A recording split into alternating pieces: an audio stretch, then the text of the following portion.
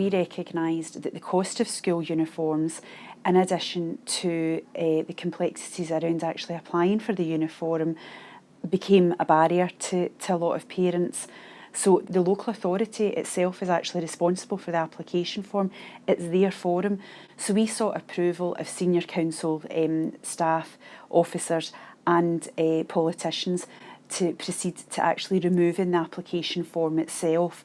So once we recognised that we could actually remove the application form, we looked at the data that the council held within its current operating systems, one being the housing benefit and council tax reduction data, and the other being the data held in the education systems such as CMIS and the school roll. And once we'd matched that data together, that gave us an idea of the number of parents or guardians that were eligible for school clothing grants but hadn't actually applied to us. From the first data match, we recognised, in addition to the 22,000 families who'd already applied in Glasgow, an additional 5,000 families were eligible but hadn't applied.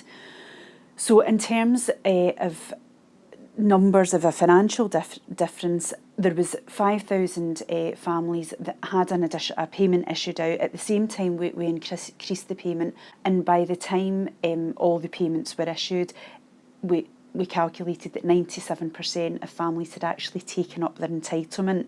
From that, the parents were certainly grateful for the work that we'd carried out. Many of them were actually calling just to make sure, because in this first tranche we'd sent it out as vouchers, that they were actually entitled to it before they cashed them. So they were really thankful of the money. I suppose in terms of what difference it's going to make to the children, going back to the cost of the school day work, that's probably going to be part of a longer term study, because with the greatest will in the world, even though the budget is going to increase again for school clothing grants this year, that on its own it's not going to tackle child poverty. But the other work that we're going to be doing over the next few years because of the Child Poverty Bill, we hope in terms of a longer term study will show a real difference in terms of attainment levels and social inclusion for children in our schools. What we're currently looking at is automation of education maintenance allowance. Now that's even more complex to apply for or evidence your eligibility for.